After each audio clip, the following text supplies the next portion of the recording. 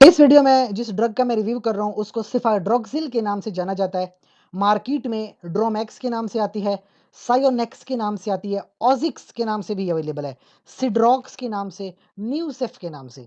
ये मार्केट में मुख्तलिफ तरह की इसकी प्रोडक्ट्स हैं जो अवेलेबल हैं सिफाड्रोक्सिल की।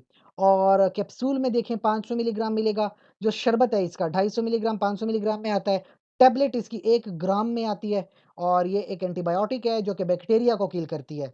बैक्टीरिया की जो सेल वॉल होती है ना, उसकी सेल वॉल को ये तोड़ देता है, तो जिससे बैक्टीरिया का सारा मटेरियल लीक आउट हो जाता है और बैक्टीरिया मर जाते हैं। तो इस तरह से ये काम करती है। देखा जाए तो यूरिनरी ट्रैक इन्फेक्शन जिन लोगों को होता है यूटीआई, 2 ग्राम तक की मेडिसिन जा सकती है। स्किन और स्किन स्ट्रक्चर, जिल्द के जो इन्फेक्शंस होते हैं जिस तरह पिक्चर में आपको दिखाई दे रहे हैं, इनके लिए बड़ी मुफीद ड्रग होती है ये सिफाड्रोक्सिल। अच्छा, गले के अंदर कभी-कभी क्या होता है, फेरेंजाइटिस, टॉन्सिलाइटिस, इसमें भी 1 ग्राम तक की मेडिसिन इस्तेमाल होती है। खास करके जिन लोगों ने दांतों का प्रोसीजर करवाना है, प्रोसीजर कराने से पहले वो ये मेडिसिन ले लें ताकि उनको कोई इन्फेक्शन ना हो। डेंटल प्रोसीजर करवाने से पहले लोग ले लेते हैं।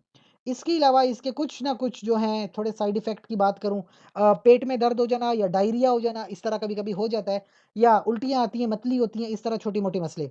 चंद एक जगहों पे कुछ सीवियर काइंड भी देखा गया। स्टीवन जॉनसन सिंड्रोम कभी-कभी कुछ लोगों को हुआ है, वो खतरनाक बात है।